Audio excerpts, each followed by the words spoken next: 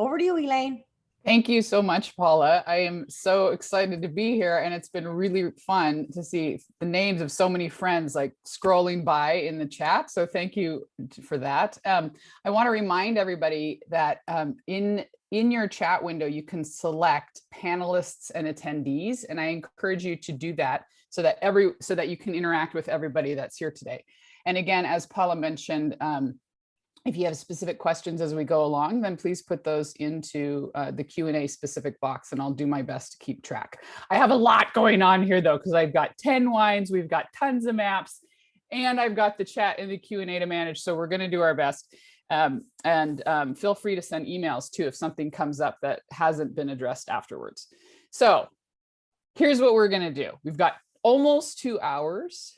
I'm going to talk through basically the history of California wine and how we can understand the way that that informs wine today in the state.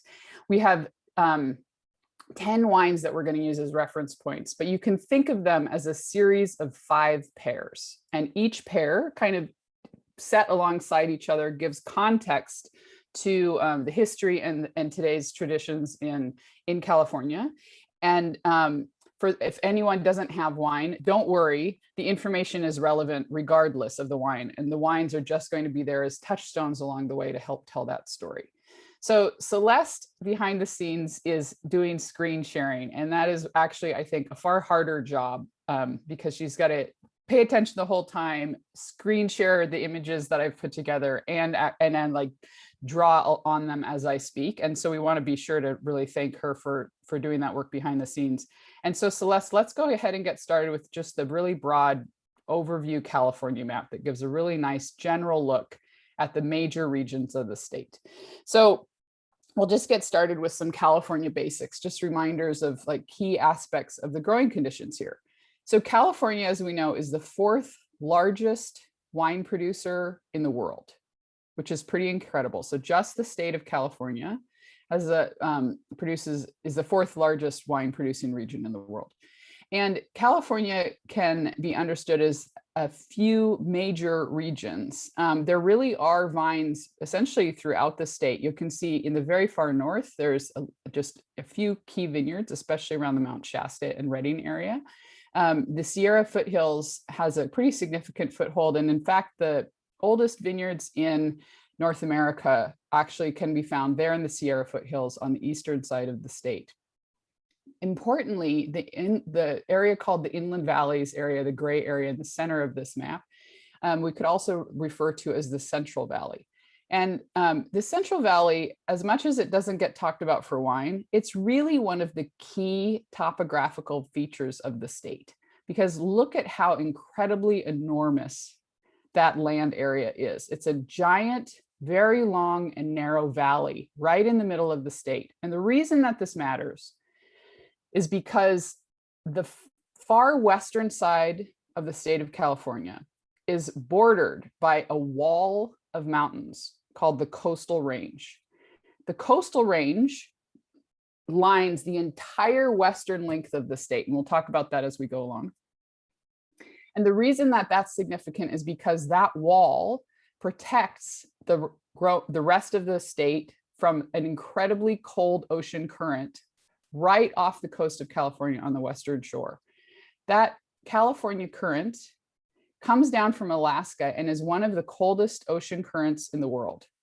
And it actually affects the growing conditions throughout the state, even those on the eastern side of those coastal mountains. But notice the Inland Valley is to the east of the coastal mountains. And then, as I pointed out a moment ago, on the eastern side of the state and east of the Central Valley are the Sierra foothills. And the Sierra foothills are even taller than the coastal mountains. The Sierra foothills are an even more significant wall of mountains than the coastal range. That is important because everything east of the Sierra foothills, Nevada and the entire rest of the United States, is a continental climate with far more extreme weather conditions than the state of California. So the Sierra foothills is this wall of mountains that protects the state from the more extreme cold weather and hot weather of Nevada and the rest of the United States. And then the coastal range on the western side of California protects the state from the very cold ocean current in the Pacific. But in the middle is the Central Valley. And the Central Valley, because it's inland, has a significant temperature increase during the course of the day. And so as we know, hot air rises. And so over the course of the day, as daytime temperatures lift, get higher and higher over the course of the day, what happens? Well, all that air is rising up into the sky, creating a vacuum effect down below of air that needs to be filled in. And so as temperatures increase in the Central Valley, look at how huge that landmass is where the valley is located, the gray area in the middle of this map. As the temperatures of those inland valleys or the Central Valley increase, it creates a massive breathing effect that influences the weather conditions of the entire state of California. So temperatures increase in the Central Valley.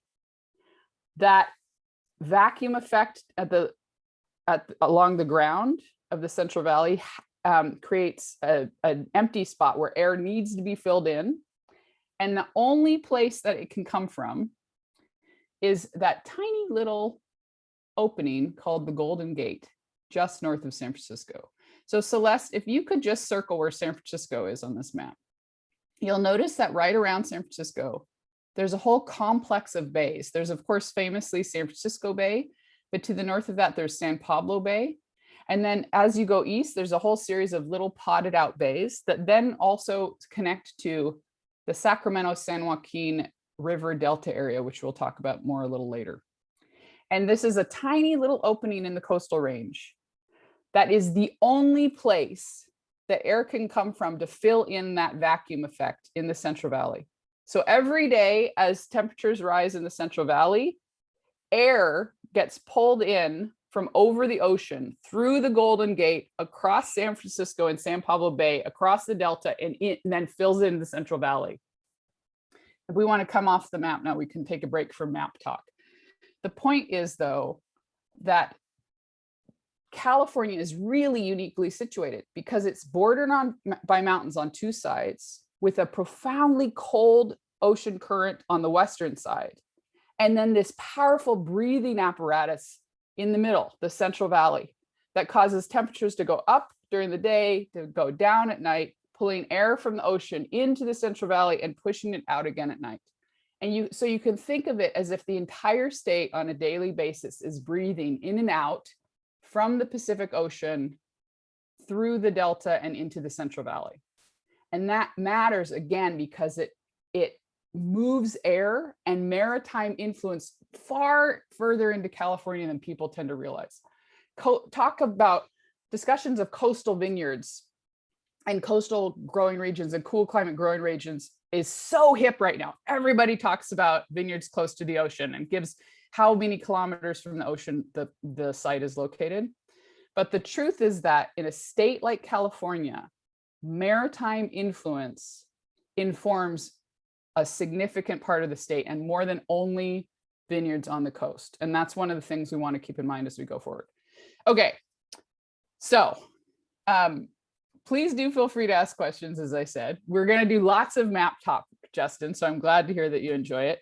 And I want us to go ahead and start talking about wines, though, and the important context that they provide. So the first pair of wines is two unique high acid aromatic whites. And so let's go ahead and just briefly look at the slide for the very first wine so that we know what we're talking about.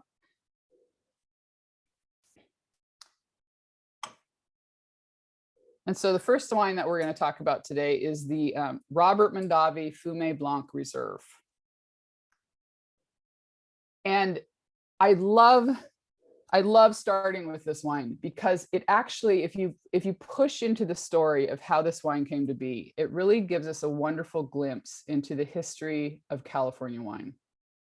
So what we have today is the 2015. We'll talk about the vintage conditions in a moment, but just to start, I want you to imagine the formation of the Robert Mondavi winery and this particular wine in particular. So 1966, Robert Mondavi, who had already been working with his family in the Napa Valley for decades, since the close of Prohibition. He and his brother had been leading Charles Krug in the Napa Valley. And Robert was in charge of scouting out vineyards and finding fruit sources all through Napa Valley while he worked with his family. In the midst of doing that, though, he identified this small 10-acre vineyard tucked up against the Mayacamas Range in this really rocky soil that was unique for the region, but especially the quality of the farming of this particular site he found unique. And what we know today is that that was how he first found the Tokelon vineyard. This 10-acre vineyard was this one little plot at the back of what we now understand as Tokelon. And it helped Robert identify this area that we know he situated his winery in it and really built his reputation on. But the point of this is that the grower, the family that he found Tokelon through, they evenly grew both whites and reds. They didn't grow only reds, they also grew whites. And you have to understand that this, again, he found this particular vineyard in the 1950s. It was not until the start, so listen to this fact, okay? It was not until the 1970s, so in the 1970s, that the price of grapes per ton finally became greater than the cost of farming those grapes. Okay, so imagine you're a grower and the attention it requires to grow quality grapes takes so much time that you almost can't afford to farm them, because the price that you get paid to sell that fruit is less than the amount of time and effort and the cost of farming that fruit. It's not until the 1970s that changes. The reason that this matters is because people had to, one, farm other crops as well, not just grapes, but also people couldn't put the amount of time into vine attention and attention to detail as we tend to assume is required today. The reason that matters, though, is because varieties like Sauvignon Blanc, high quality fine wine varieties, just didn't get attention. They were completely underregarded because the farming was out of balance. Sauvignon Blanc was made as a sweet wine, not a sweet wine like a dessert wine, but they just didn't ferment it all the way dry. The retaining some of the natural sugar helped cover up some of the farming defects. But Robert Mondavi had long been passionate about European wine and fine wine traditions from around Europe. And he had experienced white Bordeaux before and was certain California had the ability to make them. They just hadn't done it yet. And so when he found this grower family in what we now know as Tokelon Vineyard, he was like, this is the spot. This is where we can do it. This man is one of the best growers in the valley, and we're going to do this together. So he actually founded his winery. The first wine that Robert Mondavi Winery released was actually the Fumey Blanc, white, fully dry Sauvignon Blanc that was barrel fermented and barrel aged, and it had never been done in California before. So I'd like us to go ahead and those of you that have the wine, let's just take some time to look at and talk about this wine. It's it essentially, you can think of it as really one of the first, if not the first, wine to take white wine seriously in California. It completely changed the direction of the state. It helped show that white wine could be a fine wine in California. So even other wines like Chardonnay, and seeing that we can actually take white wine seriously, it helped change and evolve the thinking. So it influenced not just Sauvignon Blanc, but white wines in California in general. And this particular, the Reserve, I think, is an especially beautiful example of the potential of this style, because it's also quite special in that the Fumey Blanc Reserve is entirely from the Tokelon Vineyard, but from two different blocks. It's primarily from the T block, which used to be called the Robert block because it was one of his favorite parts of the Tokelon Vineyard. The tea block was planted in the 1960s by Mondavi himself, but really, really special. It has a little bit of the oldest Sauvignon Blanc, we believe, in California, planted in 1945 from what's called the I block of To Kalon.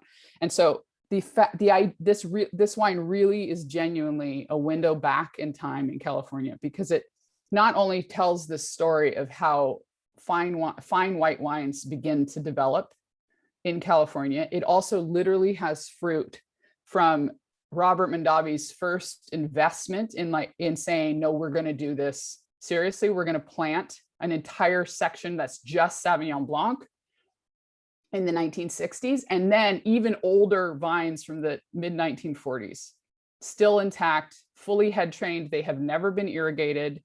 In their dry farm, growing in really gravelly soils there in To Kalon Vineyard. And this particular vintage also has 6% Semillon, which just helps add a little more juge and mid palate mouthfeel. Those of you that have the wine, I'd love to see comments. This is a particular favorite of mine. I think Sauvignon Blanc is given a really hard time often these days, but it's important to remember that there's a reason Sauvignon Blanc is considered a fine wine. There's a reason someone like Robert Mondavi, with the incredible stature and influence that he's had, started with a variety like Sauvignon Blanc, because it can be taken seriously. It is genuinely a fine wine. I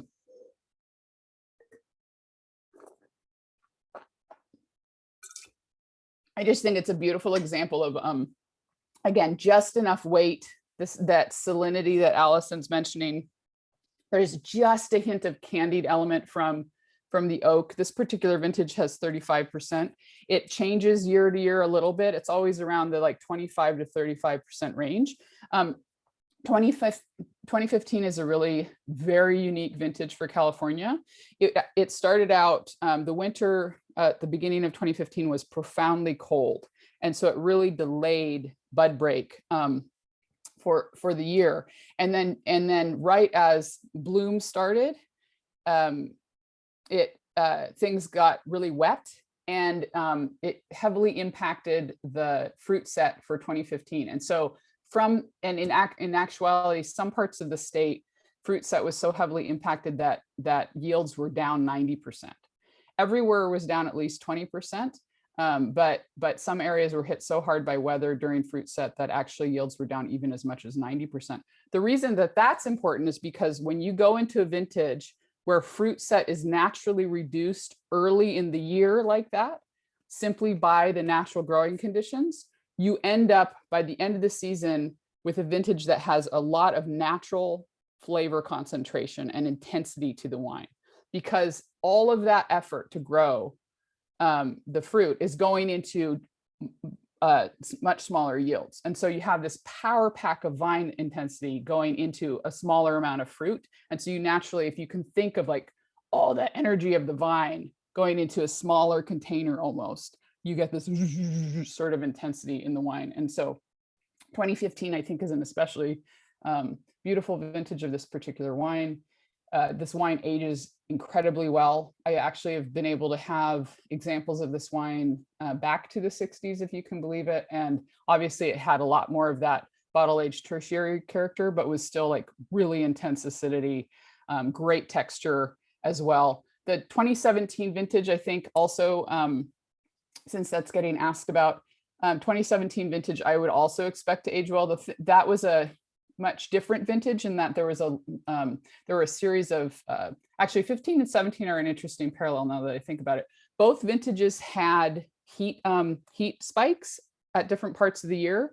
The difference was that the yields were lower in 2015, but the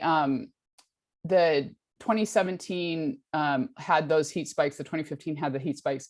The really big heat spike in 2017 though would have come after this particular wine was picked, because Sauvignon Blanc is actually relatively early in harvesting, and so it actually was picked long before the heat spell. So again, people are loving the body, the texture. That's really coming from the barrel age and just the natural concentration of the fruit, which I really love. So, okay, now going into the second wine, we're going to go in a slightly different direction here with Albarino. And also, now notice we're turning to Lodi. So people are very familiar with people tend to be very familiar with the Napa area and Napa wines. People have become more familiar with Sonoma as well. But one of the things we wanted to do today was really make sure and talk about other parts of California as well. And so this second wine, this first pair is like looking at and thinking about the history and direction of kind of high acid aromatic whites in California. The élevage on the first wine, sorry, I had it written down and now I'm not seeing it. But I believe it's 15 months is the aging, Christopher, on the first wine. Okay, so Oak Farm Albarino. Now, if we could go to the kind of Bay complex, Celeste has a map for us that kind of looks a little more closely at that Bay Delta area that I referenced in the large California map. Now you can see here that actually Sonoma, Napa, Yolo County, and Lodi are all in a tidy little row next to each other. And Lodi really importantly sits at the intersection of the Central Valley with the California Delta complex. The reason that this matters is because sometimes people assume, oh, Lodi is just in the Central Valley, it's really hot. But actually, you can see here that all the way on the far left, there's the opening of the Golden Gate, which we talked about earlier, all the way down. And then you'll notice where it points out San Pablo Bay, that there's that series of smaller bays to the east of that. And then you'll notice that the San Pablo Bay squeezes down into the Sacramento-San Joaquin River intersection there in the east, closer to Lodi. And so that whole area, if you really look closely at this map, the Sacramento-San Joaquin rivers, they intersect and they create a massive delta area in California, there where Celeste is pointing out. That delta area is actually below sea level and profoundly maritime influence. And it goes all the way into the western part of Lodi. So the westernmost part of Lodi, which Celeste is pointing out now, is actually within the California Delta area, and it's actually below sea level. And it is incredibly cold. You get very cold mornings there. The entire western part of Lodi is buried in fog every morning, and every afternoon gets a steady breeze, in some areas a really high wind, depending on how exposed the site is. So now this particular wine, the Oak Farm Albarino, is situated entirely in the westernmost parts of Lodi. And they've actually sourced from 3 different vineyards. One is hugged all the way in the west, and the other 2 go just a little bit more to the left, or to the east rather. And the reason they do this is because you get a little more flavor complexity by bringing the 3 sites together, and layers of flavor while retaining that really abundant acidity. So if we can come back off the map, and let's just chat about this particular wine. This some people have the 2018 and some people have the 2020. The 2018 vintage was a really wonderfully even, long, slow ripening season, really beautiful acidity and flavor balance, wonderful textural wine. 2020, as we know, had some challenges. White wines, however, are a really surefire bet for wines from California in the 2020 vintage. And that's the wine that I'm tasting myself right now and I'm really excited about. The thing about Albarino in Lodi is that because of where it's situated with such a strong maritime influence, even though it's that far inland, and yet getting that flavor, that temperature variation during the day, it's a perfect place to develop really mouth-pleasing flavor and retain really racy acidity at the same time. And I would, those of you that have the wine, I would love to hear your thoughts on it, because I think that Albarino from California is a surprise for many people. To be honest, it's something that has emerged more recently. The first cuttings of Albarino were brought in only in the last couple of decades, and it has taken a very strong foothold in both Lodi and the surrounding Delta area. It does very, very well there. And it's, again, because it takes this combination of flavor concentration, flavor intensity, and acidity so beautifully. This particular wine was done entirely in stainless steel.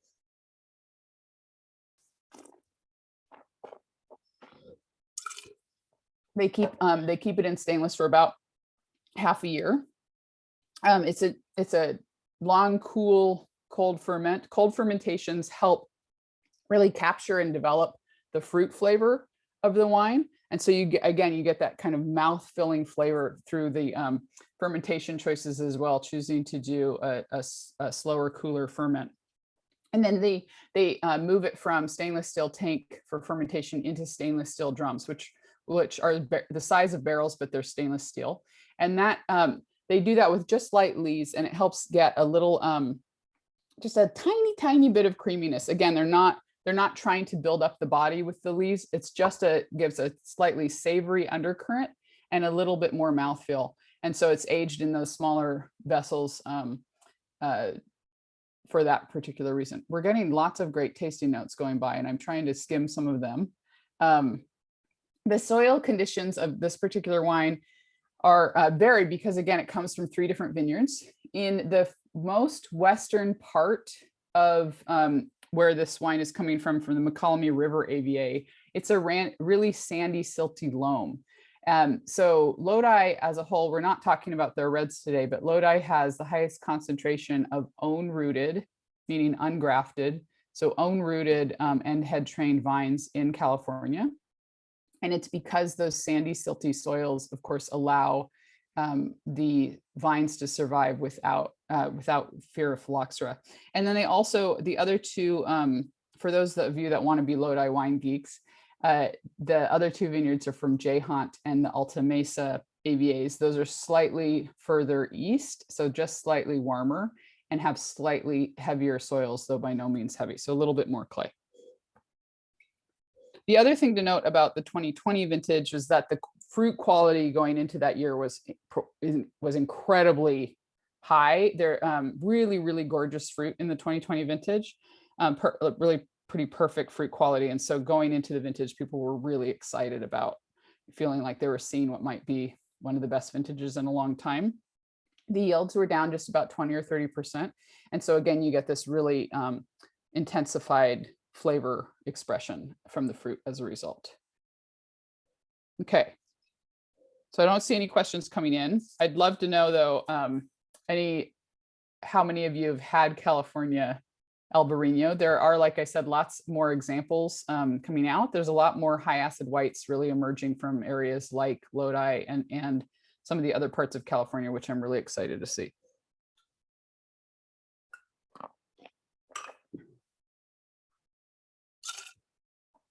Okay, great. So if we could just show the Albarino wine slide again, just briefly, there's a couple of questions coming in about it. Again, this was aged in stainless steel drum for 9 months after having been fermented in stainless steel tank. The fermentation was done at quite cool temperatures in order to, again, help retain that freshness and fruit purity that we see in the wine. Okay, so let's just go ahead and move right into the next wine slide. Looking at the, we're going to talk about a pair of Chardonnays now.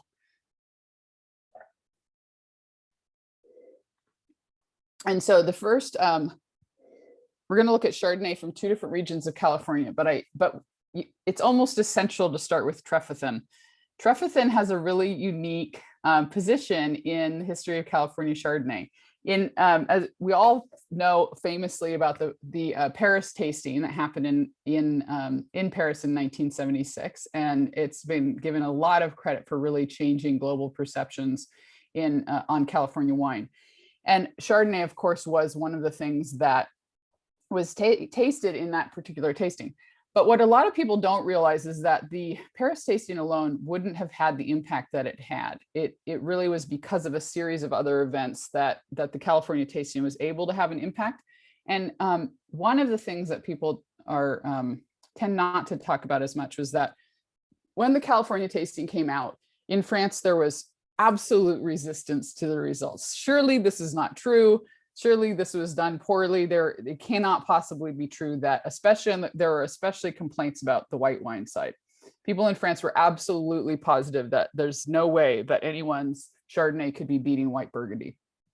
And so the response to this was to say, okay, we're going to hold another tasting. And there was an effort to gather Chardonnays from literally all over the world. One of the things I read, which seems mind-boggling to me, was that they managed to get Chardonnay from something like 30 countries. They actually sourced Chardonnay literally from all over the world, and they put them all together blind alongside white Burgundy, some of the most famous and highly respected white Burgundies at the time. And in 1979, a really well established at the time wine shop, Go in Milan, hosted what they called the Wine Olympics, and put, again, people, some of the top judges and top wine producers of France, blind tasted Chardonnays from all over the world. And the 1976 Trefethen was rated in the results as the best Chardonnay in the world. Robert Gerwain was one of the people present at the tasting, and the results, again, everybody was skeptical. There's no way that California Chardonnay could have won the Wine Olympics. It's not possible. So 6 months later, they redid the exact same tasting, tasted wines from around the world again, all blind, and the exact same wine, the 1976 Trefethen Chardonnay, again took the top place. And Robert Gerwain at that point said, Trefethen Chardonnay will be the benchmark from which all other Chardonnays are now measured, because he finally accepted after 3 tries that California Chardonnay really actually had won. And so that's part of why I love starting with this particular wine. If we could go back to the Bay map just briefly, I want to really make sure people know where this area is that we're going to taste from. It's the Oak Knoll area of Napa Valley. And Celeste, if you could point out, if we see this San Pablo Bay there, it goes into that southernmost part of Napa Valley. So notice that the Napa AVA actually includes section of the San Pablo Bay. And again, that bay complex is part of that enormous breathing apparatus for the state of California that brings tons of maritime influence in. A lot of fog gets pushed up into Napa Valley through the nighttime decrease in temperatures. And now if you'll point out where Oak Knoll is, just there above the word Napa, that's the Oak Knoll AVA. The Trefethen family actually also played an integral role in establishing Oak Knoll as its own AVA. Oak Knoll is actually situated basically within the Napa town limits at the northernmost part of the town of Napa, for those of you that have been here before. And in 2004, they were finally able to successfully establish it as its own recognized growing area. But I want to point out how profoundly far south it is. Again, it's just there above the word Napa. Notice how close by the San Pablo Bay is. And that means that the maritime influence, the bay influence, is really quite strong there in Oak Knoll. It's a relatively cool growing area for Napa Valley. And so it's perfectly situated for varieties like Chardonnay. It does really, really well for Sauvignon Blanc as well. And there are also cooler climate expressions of Cabernet being grown in this area that are really quite beautiful. So if we turn to the wine itself, we have the 2018 vintage. 2018 is one of my favorite vintages in really even in the last 20 years. 2018 came in, there was a ton of rain in the winter, which is perfect for vines. One of the most important moments in the life of the vine for determining quality through that particular vintage is the question of rain before bud break, because you want a lot of water content in the soils as the vine is waking up and getting ready to push. So when you have a wonderfully wet winter, so that coming out of the winter as the vine's waking up and getting ready to push and the buds just start to break, and then it pushes out to fruit set. When you have enough water in the soils at that particular part of the season, the vine is just ready to do it. It's just happy, comfortable. It's like it's gotten a great nap and tons of yoga, and now it's all like stretching, no big deal, yay. So completely removes vine stress in those early growing seasons. And that helps establish quality right from the beginning. And so 2018 is such a beautiful vintage for Napa Valley. It's, again, one of my favorite seasons for really even the last 20 years in terms of wine quality. The lovely even temperatures of the year help contribute to that as well. And so it allowed just a little more length for the natural ripening of the fruit. And when you have that nice, steady, even growing season and a slightly later harvest time, you tend to get a little more detail and fine-tuned layers of flavor, which I think shows up really beautifully in this particular example of wine. Trefethen is a second generation family-owned winery. The family has had a really significant influence on Napa Valley in general. They helped establish the Napa Valley Grape Growers, which is a group that works together to really improve the growing practices for the region. They also helped establish the Napa Valley Egg Preserve, which was an initiative that made sure that Napa Valley would be zoned to really protect farming in the area, which is really significant. And we see the influence of that importantly today.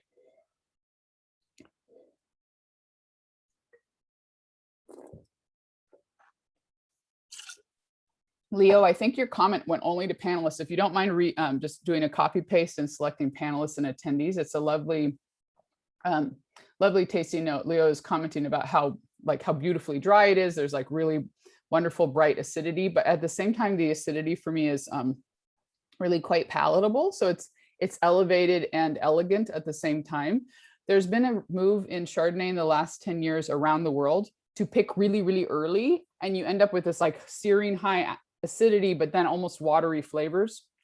And I feel like this wine is doing a really nice job at giving elevated but elegant acidity that's still quite pleasurable, and then still plenty of flavors. There's incredible subtlety in this particular vintage.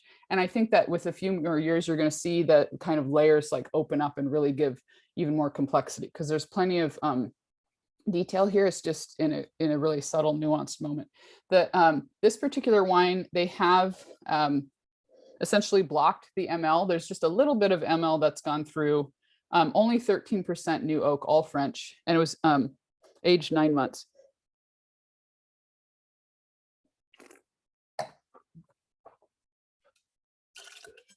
Really focus on length and freshness in this particular wine that I quite enjoy.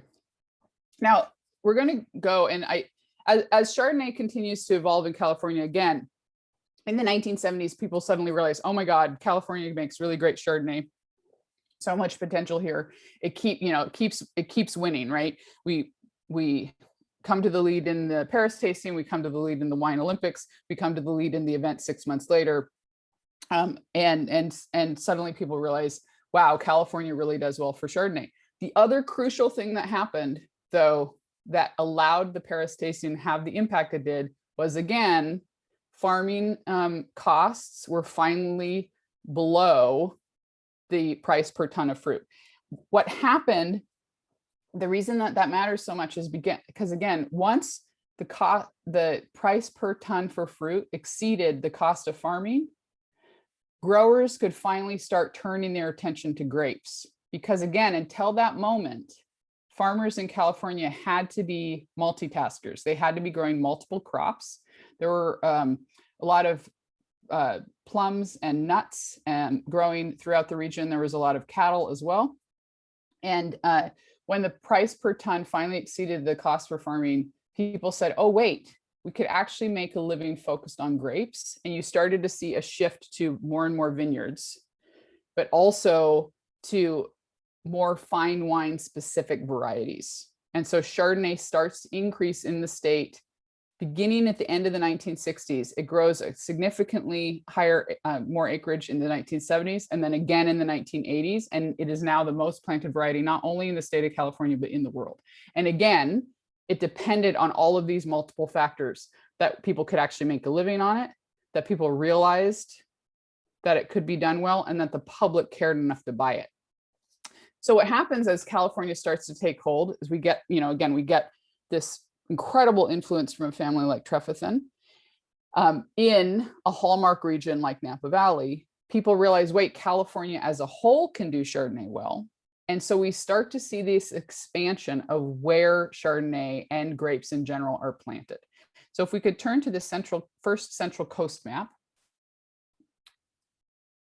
we're going to look at this new area, new relative to Trefethen at least. So this is just a broad North Coast, Central Coast map. So again, North Coast includes Napa Valley, Sonoma County, Mendocino, Lake County, and also actually Marin County. There are a few vineyards planted in Marin, not a lot yet, but North Coast includes all of those areas as well as some of Solano County. And then you'll see Central Coast is enormous. The Central Coast AVA starts all the way up north in San Francisco. Very importantly, includes Livermore. We're not talking about Livermore today, but Livermore is actually the real birthplace of Chardonnay in the state of California.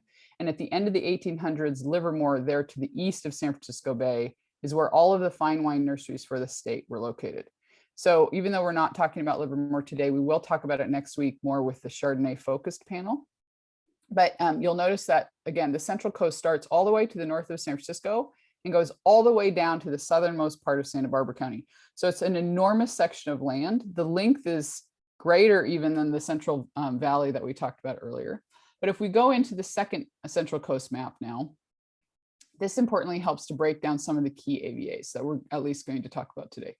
So you'll notice there to the north of Santa Barbara County in San Luis Obispo County is a tiny little AVA there called Edna Valley. Edna Valley is really, it's the little yellow bordered area just slightly inland exactly, yeah, right there with the red pointer. Tiny little AVA. The first variety planted in Edna Valley was Chardonnay.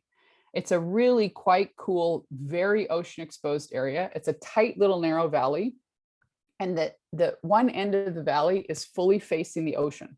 So that as the temperatures heat up on the inland part of the valley, again, it sucks that cold air in from the ocean so that you get this powerful fog push at night and an intense wind push in the afternoon. It's windy, it's cold. You can only grow the coolest climate varieties there. And so Chardonnay has really become its hallmark variety for the region. Again, it is also the first planted variety in the region. Edna Valley was originally planted during the Mission era. So there were Mission vines there in the 1800s. The volumes never were able to get very high, so it was not a driving force for the Mission era. But then more than 30 years ago, they reestablished in the modern era. And Chardonnay really starts taking hold there in the 1980s. And it actually very early became an official AVA in the 1980s as well. So if we look at this particular wine,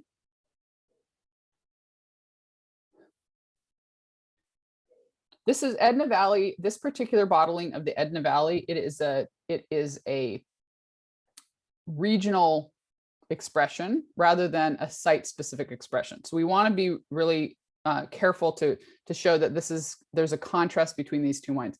The Trefethen is really meant to showcase and celebrate the estate of the family, the Trefethen family.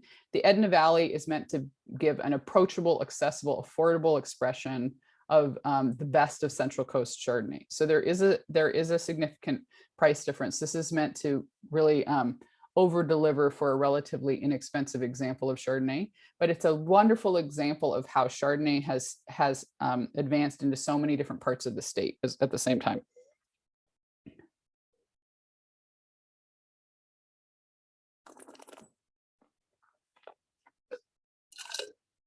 The thing I love about this particular wine, there's this savory quality and then lots of layers of like pear and orchard fruits.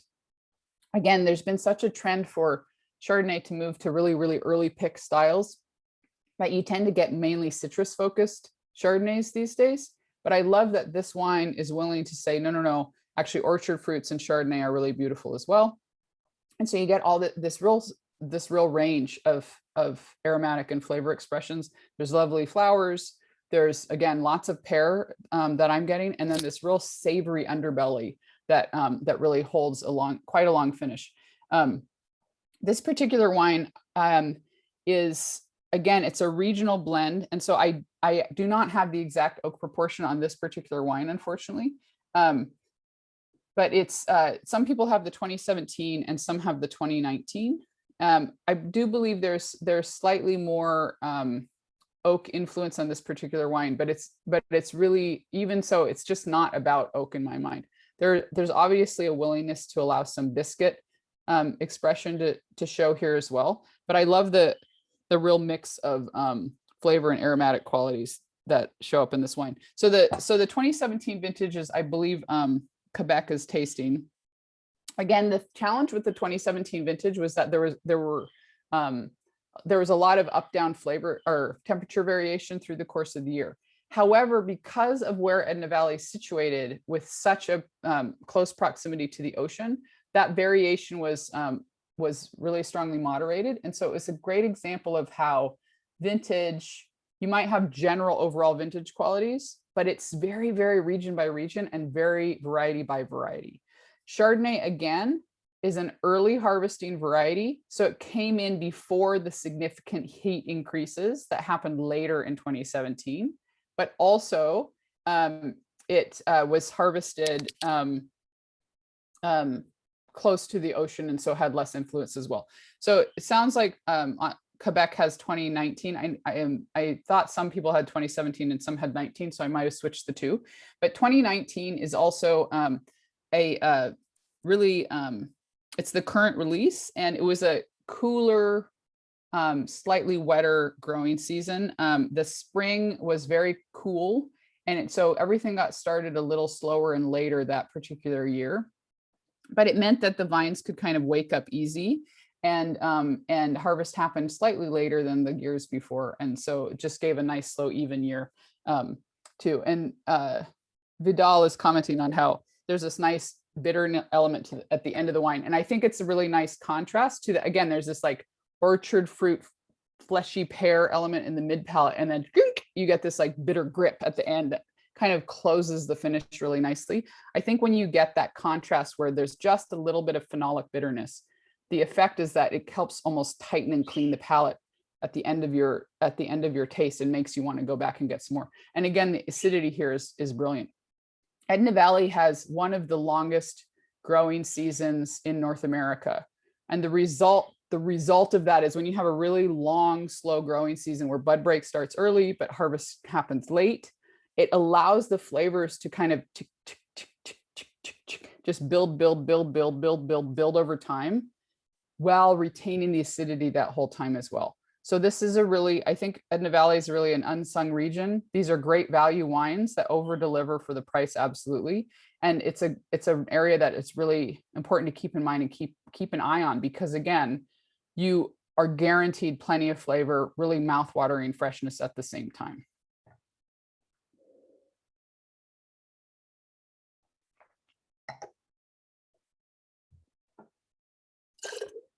You all should see my desk. It's insane.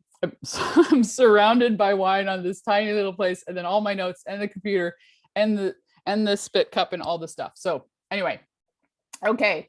How are people doing so far? Are you enjoying this?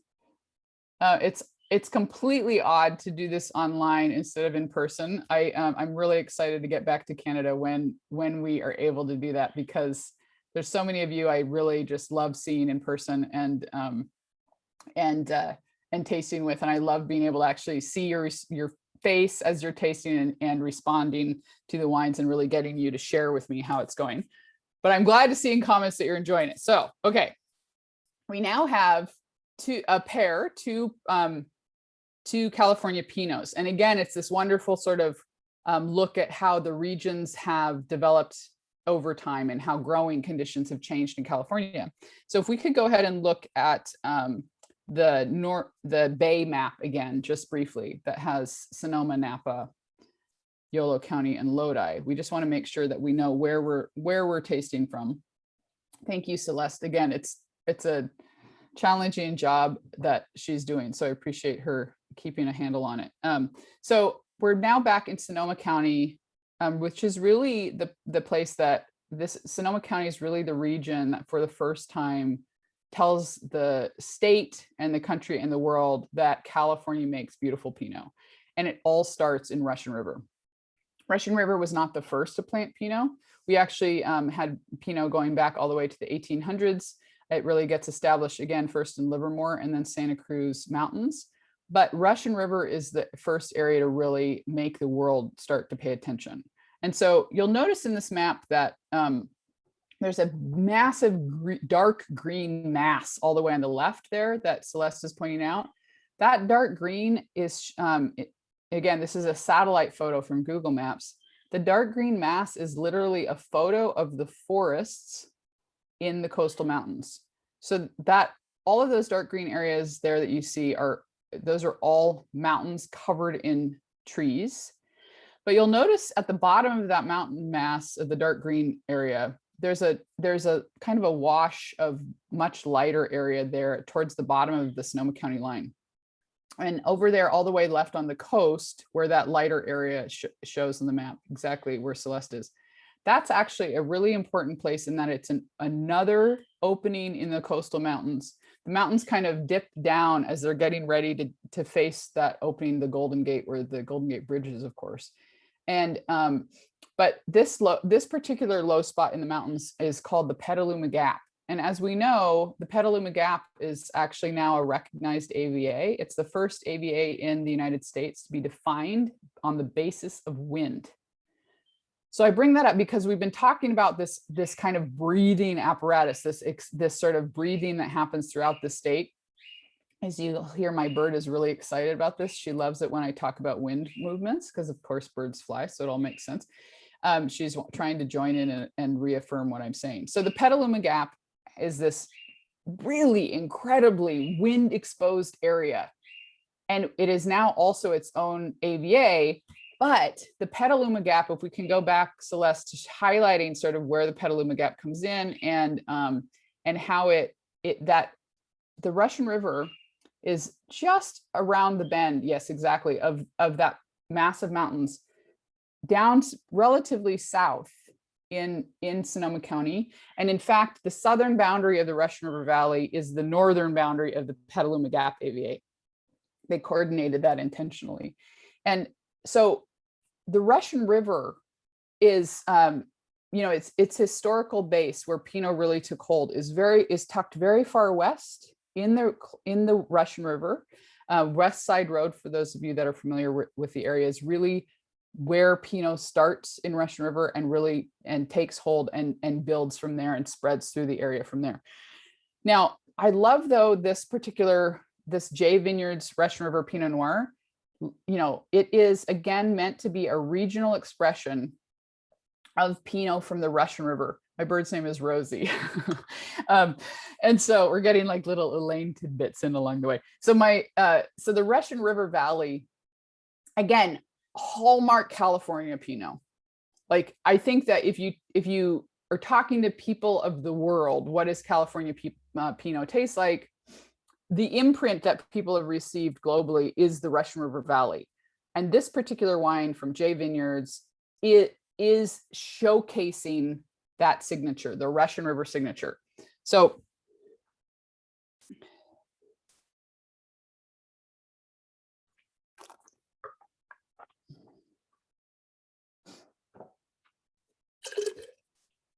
it's just a perfect example of Russian River. For me, there's a similarity, forgive me for being geeky, but there's a kind of parallel mouth experience for me with classic Russian River Pinot with Pomar, the region. In that, for me, both what they share is this like glowing, round, pure fruited, savory orb of fruit, and that where the acidity is simply woven in all the way through. And so for me, Russian River Pinot always sort of floats in the mouth. It's this like perfectly round orb of pure fruit where you get spiced components, but almost like if you think about when you bite into a still firm but ripe raspberry, you get the crunch from the seeds. And when you crunch those seeds, almost like a little spice element comes out of the seeds itself. The spice I get from a really that signature style of Russian River is more like that. Like it's the natural fruit spice that comes from a firm, fresh, but ripe seeded fruit. And so there's always this it's almost like my brain thinks I'm crunching fruits, even though I'm just drinking wine. And then again, this wine really beautifully carries out the savory elements as well. This is again meant to be a delicious, approachable, yet ageable, well-structured wine. And I think that this particular wine really shows that it's, again, this is a regional expression. It's meant to show off the character and the best of Russian River. J Vineyards does also make vineyard-specific wines that are really interesting to taste, because one of the efforts that Russian River as a region has done recently is really establishing neighborhoods of Russian River and showing how very nuanced and specific the microclimates and soil expressions are through the area. And when you taste their different single vineyard Pinots, you really start to get this glimpse into those specific neighborhoods of Russian River. But again, this particular wine is meant to bring them all together. J Vineyards is quite significant in that it was founded more than 30 years ago by Judy Jordan. So it's actually in the 1980s, there were really not that many women in wine, certainly not many women winemakers. But Judy Jordan, only about 25 years old at the time, she said, you know what, I'm going to do this thing. And she founded J Vineyards, focused, again, unusual for the time, focused at least initially entirely on making sparkling wine from Russian River Valley. So she really was very much a thought leader and a wine leader for the area. Today, Nicole Hitchcock is the winemaker, and so it's still a woman-led winery, which the fact that they've kind of kept that history is quite significant. They were the first in California to bring in champagne-specific presses to make sparkling wine, and continue to use those today, but have expanded to have still wines as well. And so I really love getting to taste their red Pinots, because some of the sites are the same, and being able to see, oh, how does this fruit show up in sparkling versus red is really fascinating to me. But again, just like what we saw with Chardonnay, where when Napa and Sonoma were able to prove to the world that California did well with Chardonnay, similarly, when Russian River proved to the world California does well with Pinot, we saw it begin to expand. And so if we could look now to the Mendocino, actually, there's a couple quick questions. No, this is entirely French oak on the, it's 30% new French oak on the J Vineyards wine. They do a cold soak, a 5-day cold soak before starting fermentation. And that just helps deepen the cold soak prior to fermentation. It's almost like it brings in deeper tone flavors without heaviness. So it often will create an almost like this illusion of a wine being riper without the alcohol having to be higher. It's been really interesting. I've been able to taste side by side lots where they intentionally did cold soak in one and they didn't in another, and it really brings out the when you do more cold soak, it is extracting flavor from the fruit, but through a water bath rather than the alcohol bath. Alcohol really extracts very quickly. Water extracts very lightly and elegantly. And so you get this really interesting experience of a lot more of those deeper toned, darker noted flavors, but in a really almost a smooth expression. Whereas when you're extracting through alcohol and riper fruit, those deeper toned flavors tend to be a little rougher in the mouth and more impactful. And so instead with that cold soak, you get a little more elegance, but with deeper tone flavors. And then they go through fermentation after the end. So it's all small lot fermentation, but from multiple vineyards throughout the Russian River to make that particular wine. And okay, so now if we can, again, sorry about that, if we can go to the Mendocino map. What we see with Pinot is that as Russian River proves that California can do so well with Pinot, we start to see it being planted more and more throughout the state. And it really is grown all the way through the whole length of the state. Now there's some all the way as far north as Shasta, which is a very cold, difficult growing region. And then even some all the way down south in San Diego County. So the whole length of the state actually has it. But now if we, what we're turning to now is a newer producer that is all the way north in Mendocino County.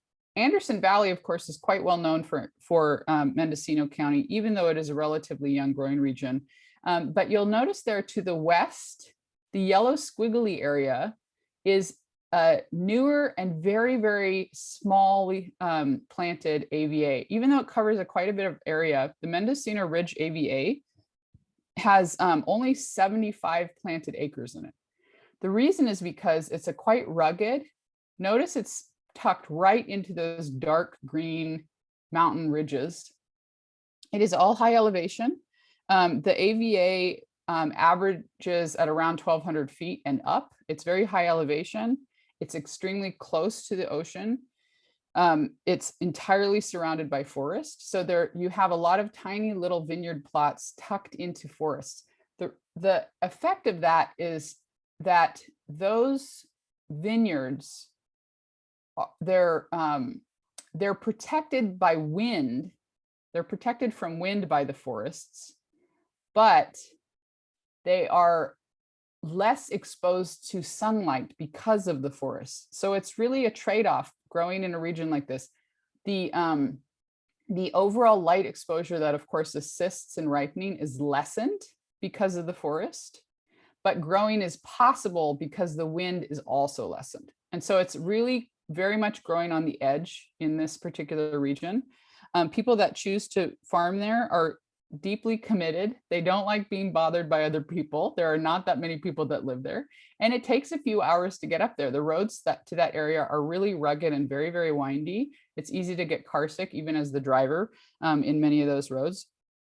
And so people that live there, they're living there because they want to do their own thing. And I feel like the wines always show that sort of character as well, that these are wines with their own mind. They're doing their own thing. The area is predominantly weathered sandstone. So these mountains were originally under the ocean and have been uplifted. And so you get this, in this particular area though, by the time you get down into Sonoma County, the Sonoma County coastal range has been above ground, so to speak, a little bit longer. And so you get much more broken down, sandier expressions of the weathered sandstone. In Mendocino Ridge, that weathered sandstone, you have some sand and a lot of really chunky, very, very hard rock because it's slightly younger. But that said, it's very, very well drained. So very thin topsoils, pretty rugged growing conditions, and again, quite cool. The brick and mortar is, again, a couple, Matt and Alexis, and they started their efforts in 2011, focused entirely on high elevation vineyards on the coastal parts of California, Sonoma and Mendocino County. And so they do a series of single vineyard expressions, all high elevation sites. This particular Pinot, it's all used barrels, all destemmed, and was aged for 12 months.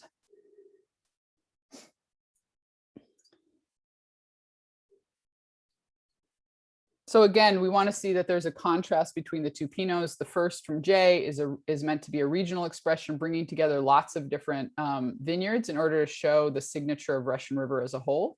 And this particular wine is meant to show the exact expression of a specific site in this very rugged, very remote, high elevation growing area of California.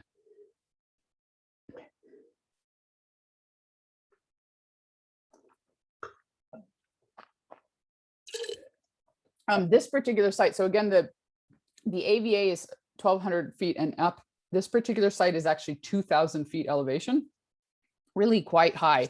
And it's, let's see, about 7.5 kilometers from the ocean. It's very, very, very close. So because it's at 2,000 feet, though, it is above the fog line. That means that the temperatures over the course of the day are relatively even. It's not cooled quite as much by fog. That said, the forest has its own temperature moderating quality, so you don't get really, really high temperatures in the daytime. And again, it helps reduce some of the wind exposure as a result.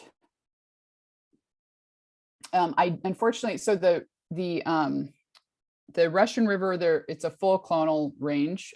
All of the different clonal material that's in California can be found in the Russian River. Unfortunately, I don't have the clonal information for the for the Manchester Ridge Pinot. Yeah, so sorry about that.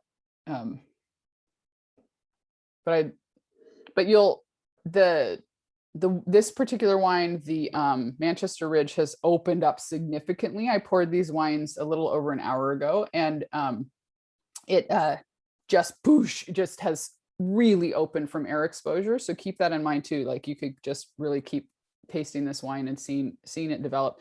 But whenever I have this particular wines from Manchester Ridge, and this brick and mortar expression especially, I feel like I can taste the cold air.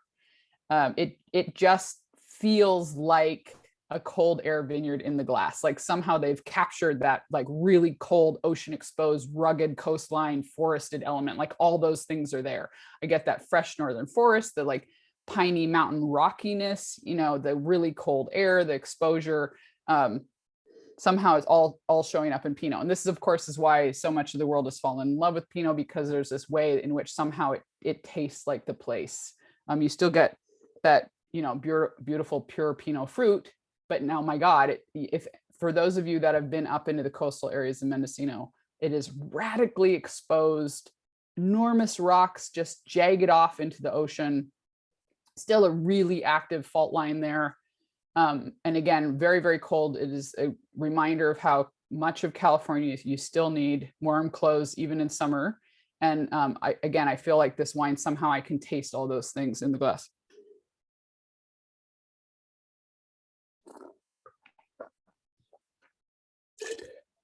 Allison is commenting that there's this, she thought at first that maybe it was minty, but my experience with Pinots that are really tucked into those forested mountains on the coast of both Mendocino and Sonoma, and I actually get this with Zinfandel from those areas as well, is that that whole area, that northern coastal mountain forest of California, is all resinous pine trees. And so I really, wines from vineyards grown in those forested mountains, I really get those different sorts of resinous notes, resinous trees, resinous forest. And I call it a northern forest expression. But I definitely, you know, what that reminds you of, whether it's mint or bay or clove, that changes depending on the person. But for me, it's a northern resin forest is what I get in that wine. I definitely get it. And again, the vineyard is surrounded by that forest. And so it really makes a lot of sense that it shows up there. Okay. We good? I just have to imagine y'all are happy, you know. It's the weirdest thing not being able to see you, but we're going to make it work. Okay. So now we wanted to be sure to show some of the other varieties that are also growing in California. And so this next pair is a little bit unusual. And so in that, just like the first white pair, two totally different varieties, they have a sense of commonality, the white pair, in that they're both high acid aromatic whites. The red pair, again, two completely different varieties, but they both tell an important part of the California wine story. And they both are really versatile, relatively high acid varieties, but very different weights, and that have had a really different impact on the state. So if we can look to, actually, if we'll go back to the Central Coast map again, the second one, then I'll just make sure that you know where we're tasting with the J-Lore. So if we look at the second map, again, we're in the Central Coast. And what's really important to note here is look at the outline for the Monterey AVA, the red outline. That is not Monterey County, that's Monterey AVA. And the Monterey AVA is drawn to circumscribe this long, narrow valley, really, really long stretch of land that's bordered on both sides by mountains, really squeezed long and narrow by mountains. Really important growing area for California, not just for grapes, but parts of it, the lowest elevation areas are row crops as well, different sorts of produce. But really importantly, at the northern end, notice that the AVA goes all the way right up to Monterey Bay.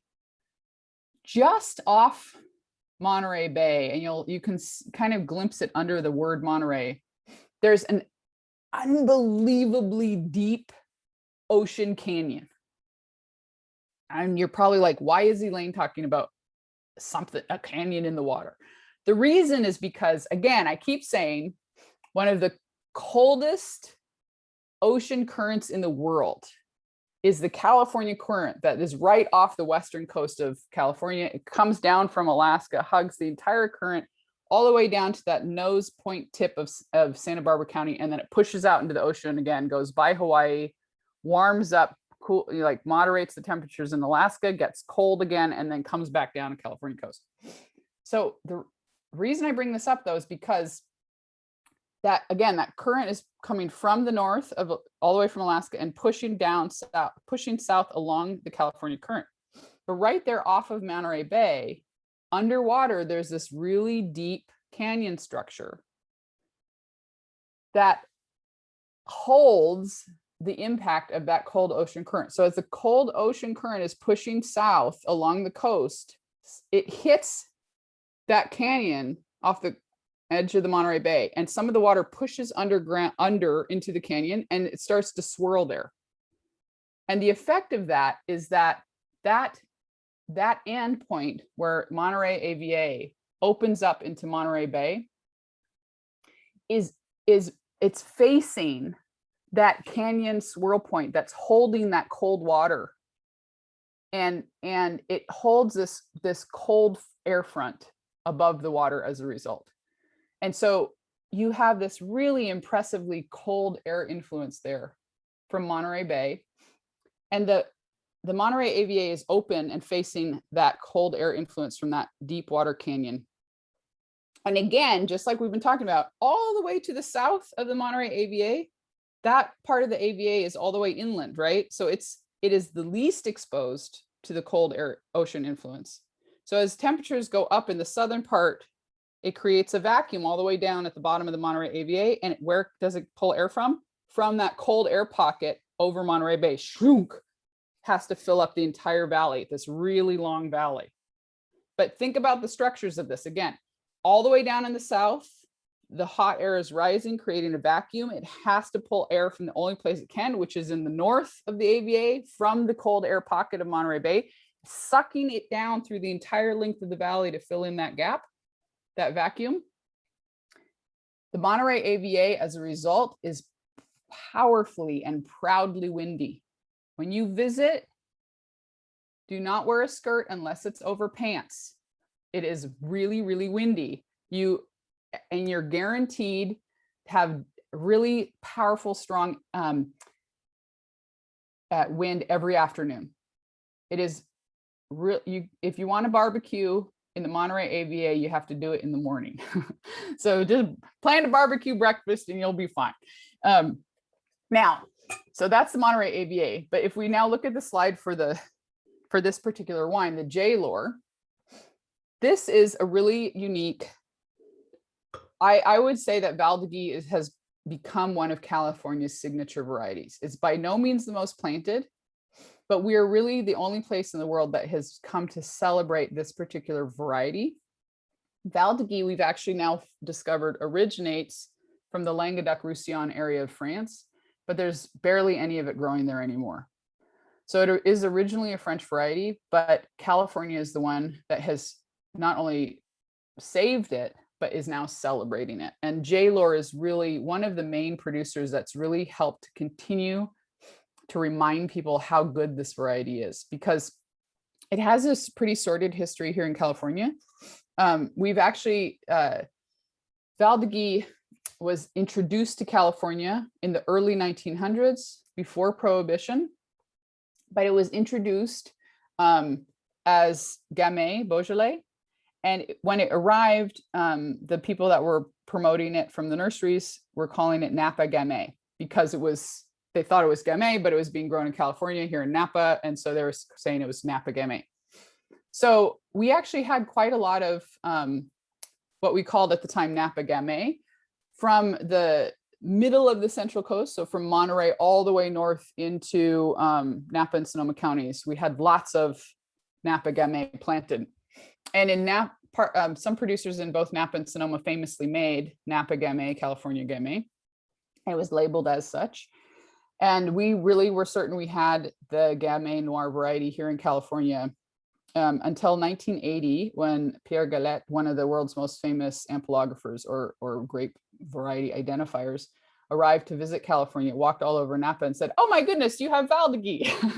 And people said, "What? No, we don't. What's that? Never heard of it. We have Napa Gamay." And he said, "No, no, you don't. You have Valdegi."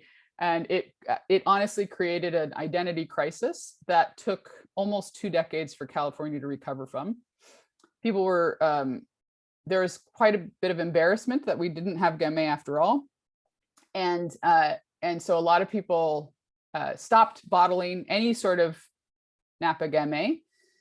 And it was not until 2000 that someone intentionally planted what is actually Gamay Noir in the Sierra foothills.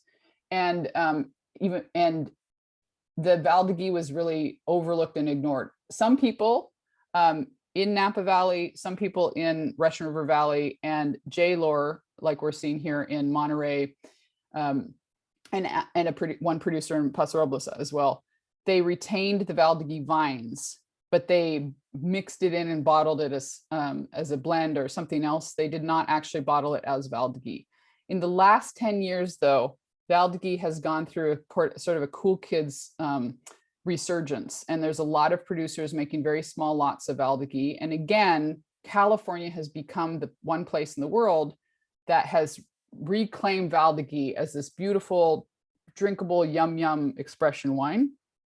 But I want to really emphasize a lot of that is thanks to J-Lore, because J-Lore has had Valdegi all along, and regardless of trends or varietal name, they knew it was good, and so they have just always made it. And this is like, I think of this wine as my secret weapon, that it's everybody, all the comments are like, "Yummy, this is good, it's glue, it's so good." And it is it's just a delicious drinkable wine. It's a great example of how California Red can be just friendly, delicious, fun, worth drinking. It makes you curious all at the same time. Sometimes when we say a wine's delicious, we think we mean it's boring. This wine is not boring, but it's infinitely drinkable. In the United States, if you can believe it, this retails for $10, which is part of why I call it my secret weapon, because people are always assuming California has no value wines. I won't stop. I will say, wow, it's $10. Like, that's crazy. Obviously, because of the different dollar, the pricing will still be slightly different in Canada, but it's probably around $20 or less in Canada. I forgive you, I don't actually no, people are making jokes about the Canadian dollar, and I will not participate in those jokes.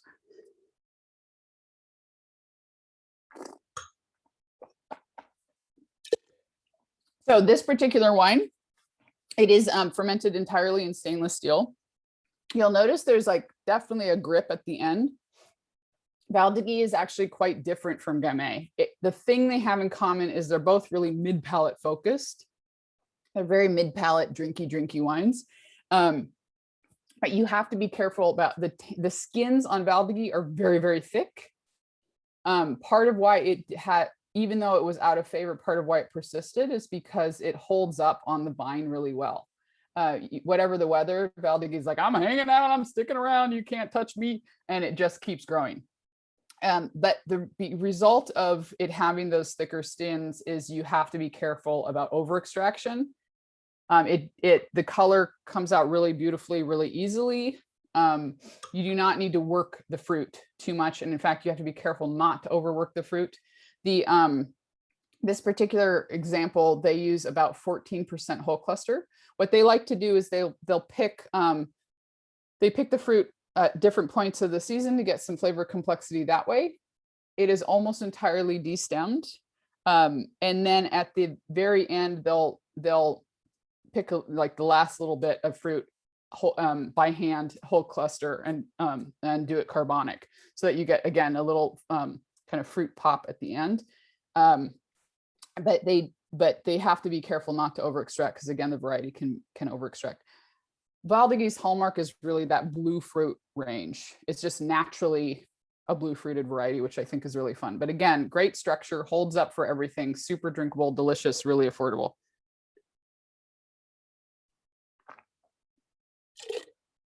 Again, because J. Lohr has just always made it, it kind of helped. The truth is, like, you know, we're in this time period in wine where everybody's looking for the new thing. We want to rediscover ancient varieties. We want to like taste wines nobody's tasted before. Obviously, that's admirable, and there's lots of great things about that. But the truth is, for varieties that have been lost, there has to be someone that has stuck to their guns and just kept making it for it to be rediscovered again. And J. Lohr really has done that for Valdegi. They, you know, there's again lots of small lot, you know, boutique artisanal expressions of Valdegi coming out now, and they can thank J. Lohr for just always making it affordably, so that people, so that it has just stayed there in the California mind, so to speak, and now has been rediscovered and is being expressed in other ways as well. So I think Leo is asking about the Valdegi, and again, it depends on your market, and obviously which, if you're Canadian or American dollar. This is a dry wine. There is not RS in this wine.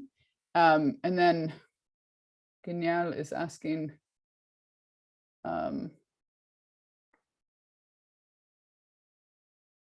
so there's a question about residual sugar. The technical notes on the wines that I received, that for the whites have been dry. And so I think that there's often a misperception between ripeness and RS on many wines. And so I wouldn't say that I agree with you that all California wines have RS. There certainly are wines that have RS from California, just as much of Europe, more, you know, higher volume wines will often also have RS. So it's really not a California specific thing, but I do think it's a common prejudice against California to assume that. But the second question, trend is towards aging without wood. Okay, so Ganel is asking about aging vessels. Yeah, so California already, you know, yes, there's plenty of wines that have been aged in all different sorts of wood, neutral, new, you know, large and small vessels. And there's also, though, the history of California wine actually starts with concrete. Just like most parts of the world, the oldest wineries, you know, fermentation was done in large concrete tank, and so many of them were like built into the buildings. Today, there's lots of people using different types of concrete vessels, some custom made, even with using soils from the vineyard properties and things like that. The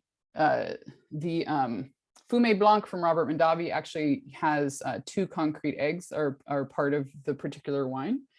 There's lots of stainless that's still being done in California, and we've seen that in a number of wines as well. And there's a lot of, like, there are plenty of producers here, small scale, real small volume producers using amphora as well. Amphora, it's never going to be a big trend because there's just no way to do that at volume, but it certainly is present in California. So, and then Christopher is asking about Valdegi. There's lots of natural wine Valdegi being made as well. And again, if you just search California Valdegi, there's lots of different small production examples. So Evan is clarifying that in Quebec, the Valdegi sells for $20 Canadian. Valdegi, this particular Valdegi, the vine age is significantly varied. Their oldest vines do go back into the 1960s. They have made this particular wine since 1976. J. Lohr has. They currently have 30 acres of Valdegi, and they still have some of their oldest vines. But as time has gone on, and they just, you know, they realized, oh, I really like like this wine, and that they could keep making it, they kept adding, using cuttings from their own vines. So the vine range is pretty significant as a result. Okay, so now Syrah. Let's go ahead and look at the Copan. If we could go back to the Mendocino slide, it would be great to show where we're located here. So the Copan Syrah, this again is considered a regional expression of Syrah, and we're entirely in Mendocino at this point. So that's the green outline. You'll notice that interestingly, part of Mendocino County actually is above the North Coast AVA boundary. So there's just not a lot of vines planted up in that area. But if you go down into kind of the part of Mendocino County, you'll see the blue is Anderson Valley. We already talked about Mendocino Ridge there in the west. Copan is farming and sourcing fruit primarily from Anderson Valley AVA, which is shown here in blue.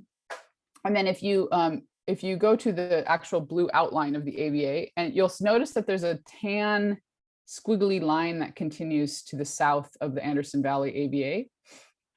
That area, that squiggly line is the riverbed that forms the valley there. And that directly south of Anderson Valley, where the cursor is now, is the Yorkville Highlands. And forgive me for not having it outlined on the map, but the Yorkville Highlands are slightly higher elevation. The AVA starts at 800 feet elevation and goes up from there. Again, really gravelly, highly draining soils. Because it's still in that same valley that Anderson Valley is part of, it still also has quite a strong maritime influence. The northernmost part of Anderson Valley is this very windy canyon that is fully exposed to, again, that very cold ocean current. And so just like we've been talking about, the cold maritime influence and fog gets pulled through Anderson Valley and all the way down into Yorkville Highlands. And so this particular Syrah, though, is meant to be an expression of Mendocino County Syrah. And so it comes from a mix of vineyards that include Anderson Valley and Yorkville Highlands, so through that whole Mendocino area. So if we could go ahead and look at the Copan slide.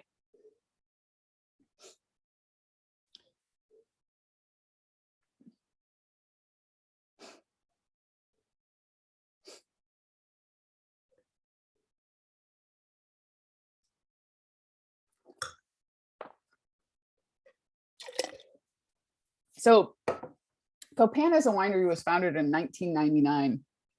And as time went on, it really started to make a name for itself, looking at racier, more coastal exposed sites, both from Mendocino and Sonoma. This particular wine, obviously, is Syrah. Copan really hung its hat on Syrah early on, and is one of the producers that really helped bring Syrah back as a sort of more exciting variety in the state.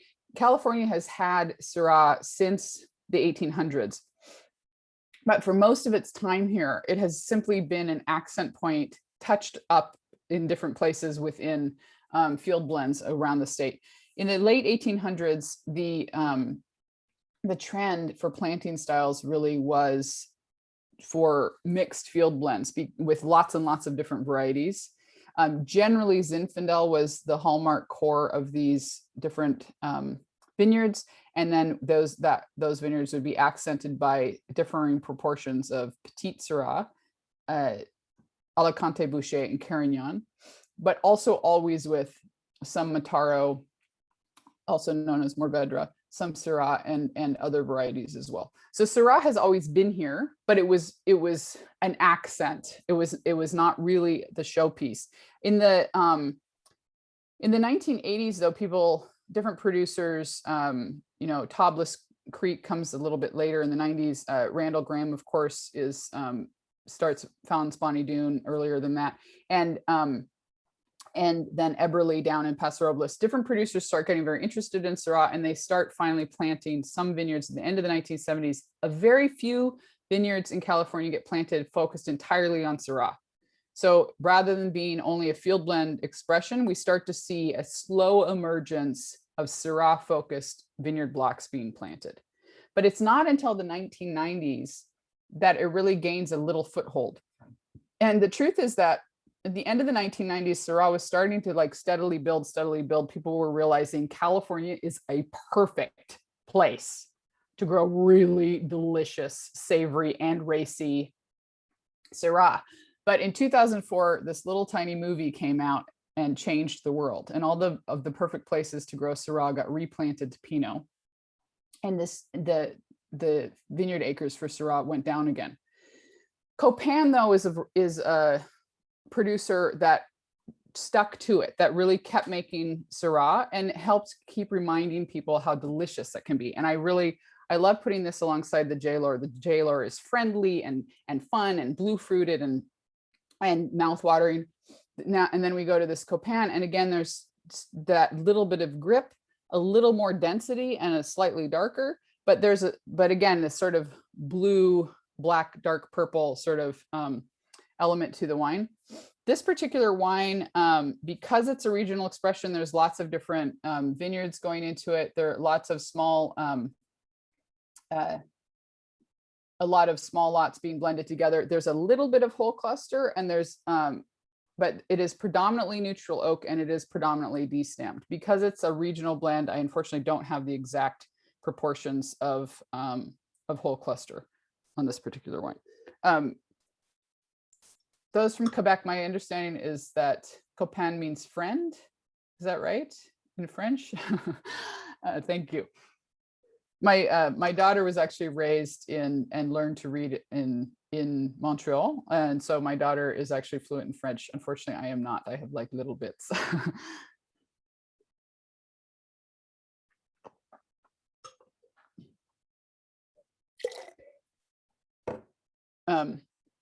But again, it's like a really, it has a little more structural seriousness because the variety simply does. Syrah, of course, is one of the most naturally tannic varieties in the world.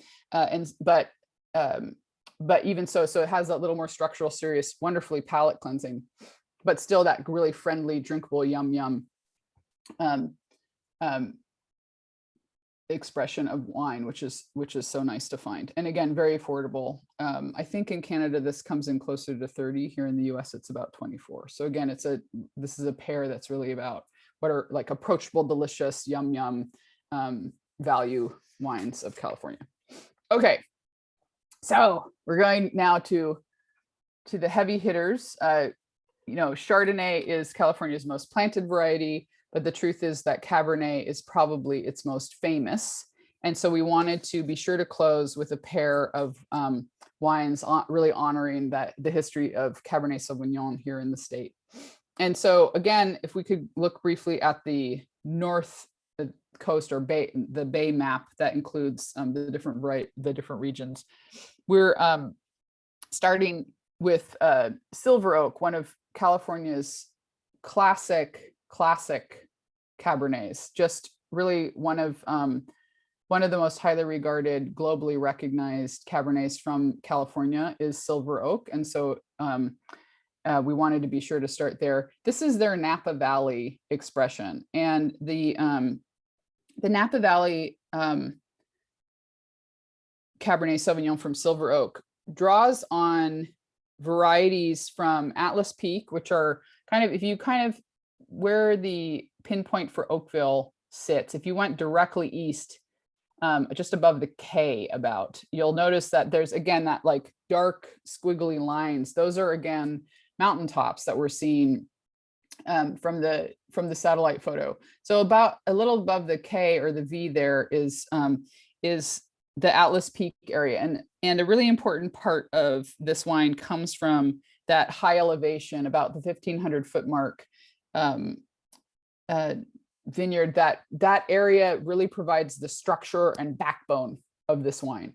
But it also, the heart of the wine comes from, if we were to come just slightly, almost like below the K. So relatively close together in proximity, but now more valley floor, but still on the eastern side in the Soda Canyon area. It's a really hilly, rolling terrain, slightly protected because it's in a canyon. that particular vineyard forms the heart of the wine, offers the different varieties that are housed in this wine, and really gives kind of the flesh and flavor to it. Now, 2015, the vintage that we're all tasting of Silver Oak, is really a significant vintage for the vineyard. Silver Oak has really been very forward thinking since its founding in the 1970s. And one of the things that it chose to do is to really hang its hat on American oak. We've been talking all the way through about how important it is that we have, even as trends change, that there still are at least some producers that just stick to what they know works for them. And American oak is one of those things that the history of California has really included a lot of experience with American oak, but trends have shifted now towards French oak.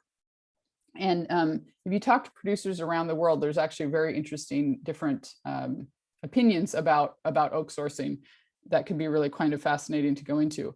But the key thing with American oak is the oak quality. And the Silver Oak realized that if they commit to using really high quality barrels, that American oak can offer an entirely distinctive signature. And the thing that I appreciate about Silver Oak is that I really believe that there's just no other wine like it. That even if there are other producers that also use American oak, there's just something about Silver Oak that every time you taste it, it's itself, it's its own wine.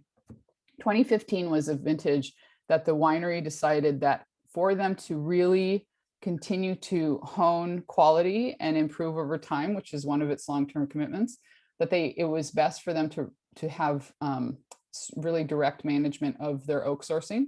And so in 2015, they actually fully purchased the oak cooperage in Missouri that they had been partnering with for decades. So it's the same cooperage that they've worked with all along out of Missouri, but they now fully own that cooperage. And 2015 is the vintage that we're tasting, is the first year that they took full ownership. They had already been, again, strongly partnering with them and already guiding the barrel style all along, but they now fully own it. The other thing that's of real significance for 2015 as a vintage with Silver Oak is that they broke ground on their new Alexander Valley winery. So that's on the Sonoma side.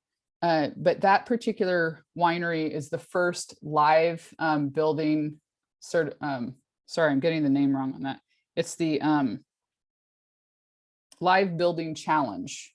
They're the first production facility in the world to meet the Live Building Challenge, which is the most stringent sustainability certification possible to attain in the world. So it is. It took years to fulfill. They started the building in 2015. All aspects of the building: water use, energy sourcing, livable space, employee comfort, all must be taken into account and balanced in the structure of the building. So it's really quite a high challenge. And again, it's the most stringent sustainability certification in the world. And Silver Oak was the first production facility in the world to fulfill the Live Building Challenge. They also are one of the International Winery for Climate Action members, they have a commitment to really helping to change the industry for the sake of working against climate change. So this particular wine, the Napa Valley expression of Silver Oak includes all 5 Bordeaux varieties, whereas the Alexander Valley tends to be almost entirely or entirely Cabernet Sauvignon based. The Napa Valley always has a blend. And so I'm going to type in the blend for this particular vintage. So it's 81% Cabernet, 12% Merlot, 3.6% Cab Franc, 2.4% Petit Verdot, and 0.4% Malbec. So still Cabernet based, but with all 5 Bordeaux varieties, which is fun. 85% New American Oak and 24 months in barrel. It's also always, this is obviously longer, but it's always 24 months in barrel and then at least 20 months in bottle before release. So we're now, of course, tasting it. It's been in bottle longer than that.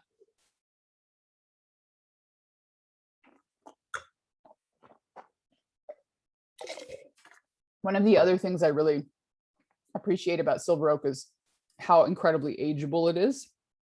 I actually recently tasted the 2011, which is now 10 years old and is just a beautiful, gorgeous place to drink. Really, the 2011 is really a unique vintage for California, and was a really challenging year where you really need to know your producer.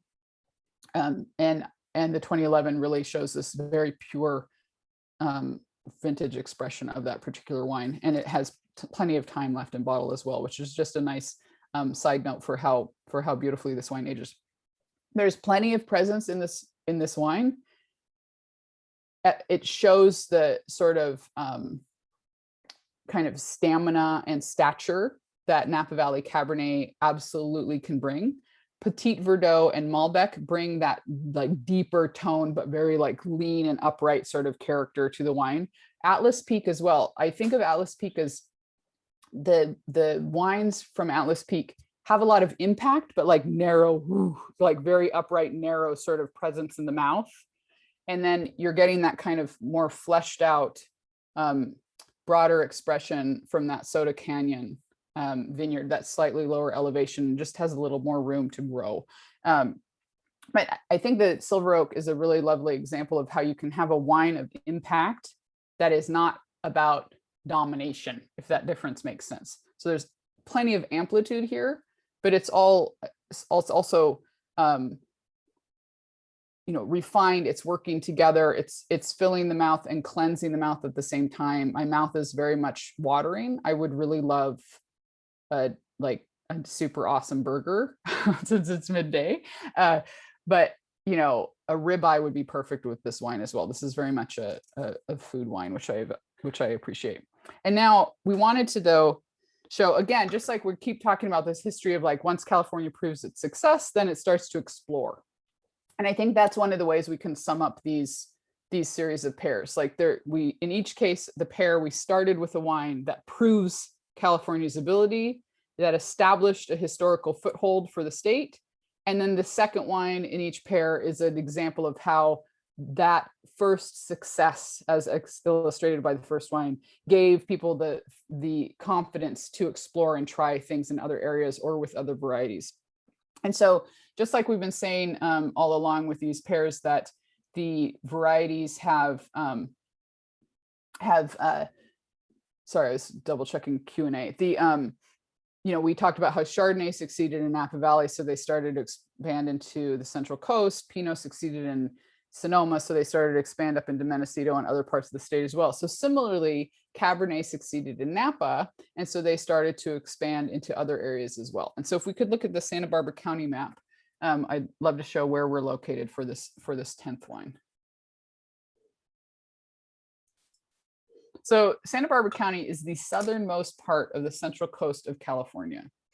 And as I was pointing out, I said that there's, the cold California current comes all the way down the coast of California, and then it hits this. The Santa Barbara County represents a turn in the continent. And actually, Celeste, if you don't mind going back to the very, very first California overview map that shows the entire state. The very first slide that shows the entire state of California, we'll be able to get a better sense of where Santa Barbara County is located and why that location is so very important. Because Santa Barbara County is at the southernmost part. You can see there Santa Barbara County is the very bottom of the green area that says Central Coast, and it's also pointed out by name. But notice how the coast comes down, it's at an angle, but relatively straight. And then all of a sudden, boom, it turns and cuts in and then goes down again around LA. So the result is that Santa Barbara County is bordered by the ocean on two sides. It's really the only county in California that can claim that. The whole western edge of Santa Barbara County is directly facing the Pacific Ocean, but the southern end of Santa Barbara County is also facing the Pacific Ocean. That said, the western ocean of Santa Barbara versus the southern ocean of Santa Barbara have completely different experiences. And here's why.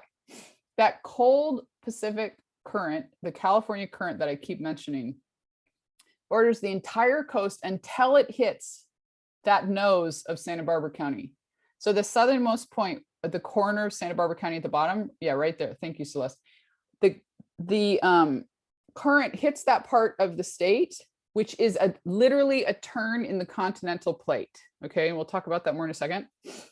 It hits that turn in the continental plate and it swoops out into the ocean again. So an ocean current is just a big churning loop in the ocean that follows a specific pathway.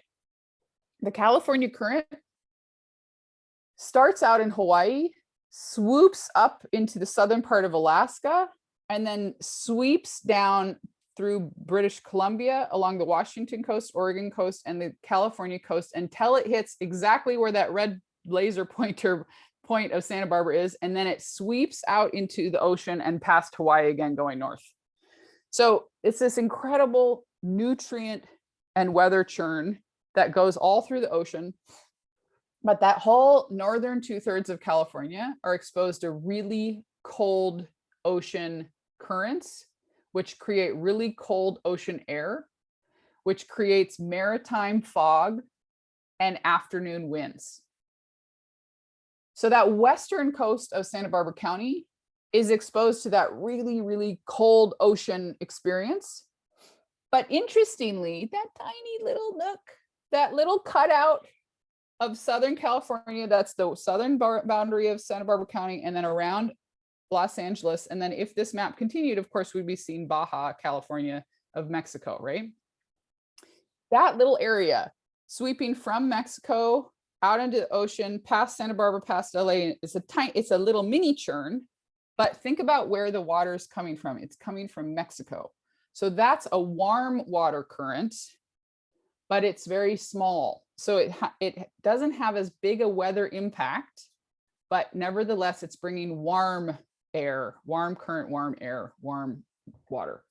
So the whole southern edge of Santa Barbara County, where the town of Santa Barbara is located, is relatively warm because it's facing a warm ocean current. Now, sorry to make you jump so much, Celeste, but if we could go back to the Santa Barbara County map, because now we know where we're located in the state. Then we'll see how different these two sides of the state are. Now, again, if you peer into this map, again, looking at the dark green sections, those are all mountain ridges. So notice how the mountain ridges are like sweeping, they're kind of pinching to the south there. They kind of start in the upper left and bottom left, and they kind of squeeze together and pinch south towards the lower right-hand corner of Santa Barbara County. Notice though how Happy Canyon, Santa Maria Valley, Santa Rita Hills, and that entire western half of the county is fully exposed to the ocean. So I was talking about how the entire coastal area of California is protected by a wall of mountains called the Coastal Range. But actually, there's one important exception. This western half of Santa Barbara County is on the western side of this peculiar continental turn. That means that the coastal mountains are shifting briefly. They shift from north-south to east-west, leaving the whole western half, and in fact, almost the entirety of the growing areas of Santa Barbara County exposed to the ocean. So Happy Canyon we see here is almost as far east as anyone has vineyards in Santa Barbara County. So it is further inland. Notice how the southern boundary of Santa Barbara County is a mountain range. That's the coastal mountain range that has turned east-west. Notice though that what that means is Santa Barbara town, where the white words for Santa Barbara are, is actually to the south of that mountain range, which actually means that mountain range forms a wall that keeps the warm water influence that I was describing coming up from Mexico from in any way influencing the inland growing region of Santa Barbara County. So even though there's this warm water influence in the south, the mountains there in the south are too high. That warm water influence cannot get over the mountains. Santa Barbara town is happily situated to be warmed by that warm water influence. But Santa Barbara County growing areas are only exposed to the very cold ocean current. Happy Canyon, even though it's a little further inland and east, gets really cold nightly maritime fog and regular afternoon maritime winds. So we could go ahead and just look at the wine map or the wine slide. So this is the final wine. So it's Cabernet Sauvignon from Happy Canyon. They're on that slightly inland part of Santa Barbara County. Notice it's the 2014 vintage, so 1 year older than the Silver Oak.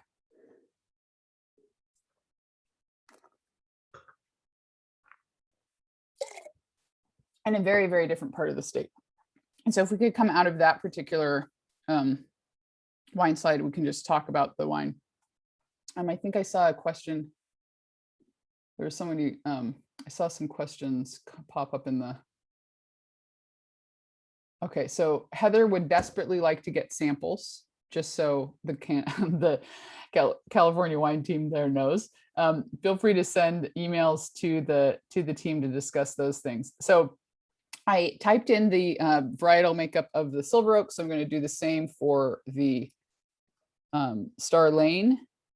This is 93% Cabernet, 6% Petit Verdot, and 1% Malbec. So Richard, hopefully you like your Malbec this way as well. Just a little bit of Malbec. This particular vineyard, so we know now, notice that the Silver Oak, we talked about how there was a high elevation, Atlas Peak Vineyard combined with a slightly lower elevation Soda Canyon Vineyard. So you got the structure and the flesh. And so Star Lane, the Astral, comes from a mix of blocks that are all steep sloped, kind of wrapping around the hills of this particular vineyard. And they range in elevation from 750 to 1,550 feet. And so you're getting, again, that experience of elevation Cabernet. But notice that there's a higher proportion of Cabernet here and only 3 of the Bordeaux varieties instead of all 5. And importantly, the majority of this particular wine is also planted in its own roots. So ungrafted vineyards, you're getting an unobstructed experience of Cabernet. I believe that the portion of this wine that's grafted is from the Petit Verdot and the Malbec, and that the Cabernet is entirely ungrafted. So all own root vines of Cabernet. That is incredibly unique to find anywhere in the world. To get a fully unobstructed view of Cabernet growing from its own roots is really quite unique. And it turned out to be really important for this particular wine because 2014 was a drought year.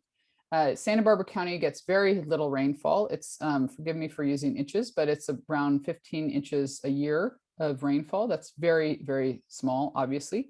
And so a lot of vines in a year like that will struggle because of the lack of rain, especially in a drought when you have even less.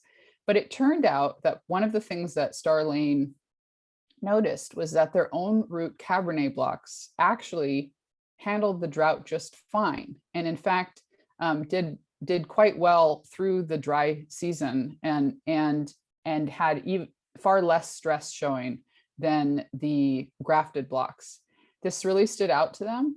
The quality really stood out to them, and so they made this unique bottling they called the Astral. So the Astral Cabernet, they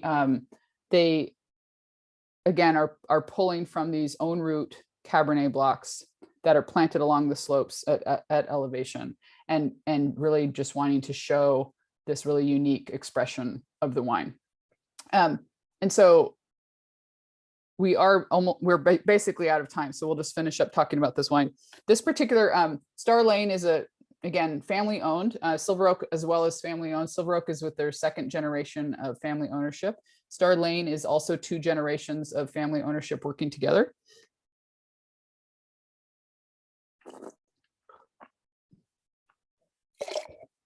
I really love the savory quality that comes out with the Astral, but you also get this I feel as though you get more of a high toned fruit expression. There's even a sense of red fruits in this particular wine, which is fun to see in Cabernet.